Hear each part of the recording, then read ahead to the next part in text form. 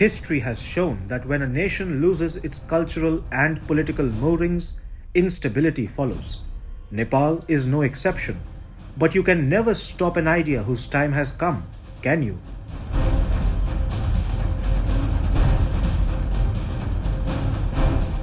In 2008, the communists overthrew Nepal's Hindu monarchy. It was quite a violent movement in which over 16,000 people were killed. The claim was that the removal of the Hindu monarchy would help Nepal take the great leap forward.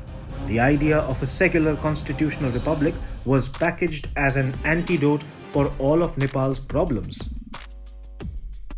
Well, since the fall of the monarchy, Nepal has known nothing but political chaos and instability.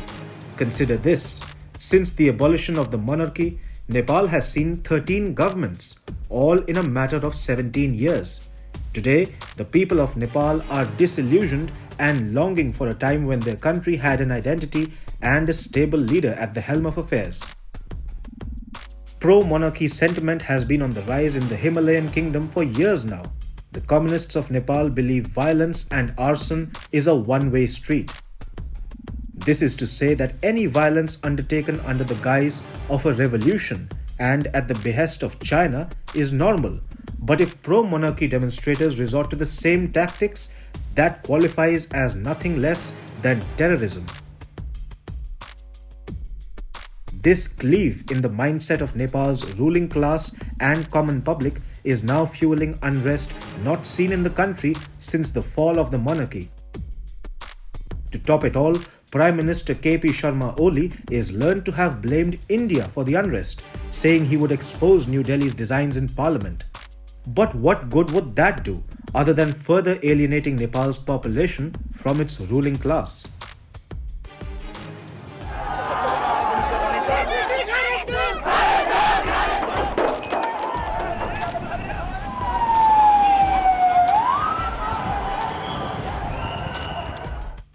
After all, when lakhs of people take to the streets chanting slogans like Raja Aao, Desh Bachao, it becomes a tad bit difficult for any regime to claim that the protests are misguided. The month of March has been hectic for Nepal.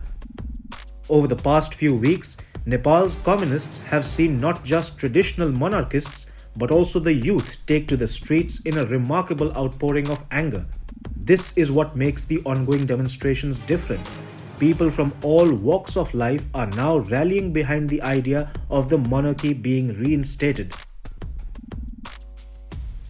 For the ordinary citizens of Nepal, development remains elusive. Chinese interference in the country's affairs has been steadily rising. Employment remains scant and the youth are forced to leave the country in droves to secure a job.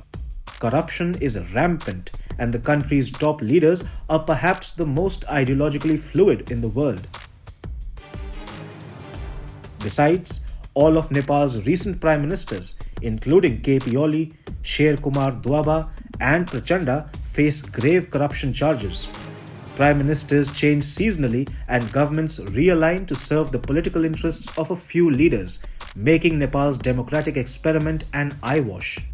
Nepal's two biggest political parties have united to form a grand coalition, effectively leaving the country without a strong opposition.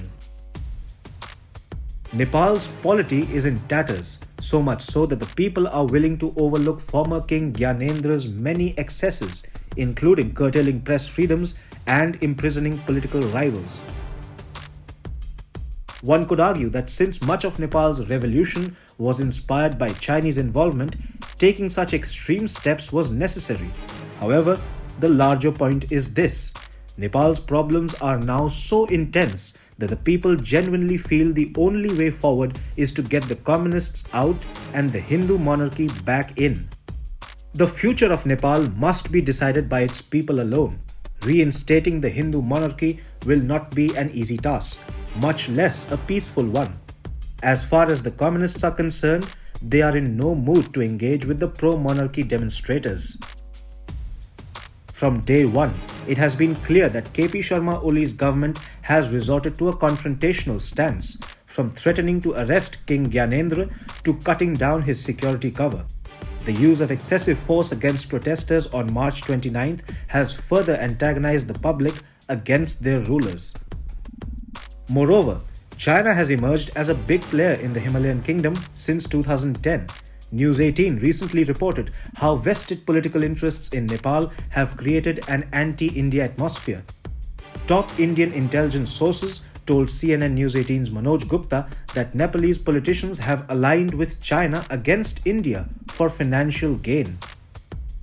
Intelligence sources say Beijing is now implementing a -2 strategy to replace current leaders with China-friendly figures like ex-President Vidya Bhandari and former Maoist commander Nanda Pun.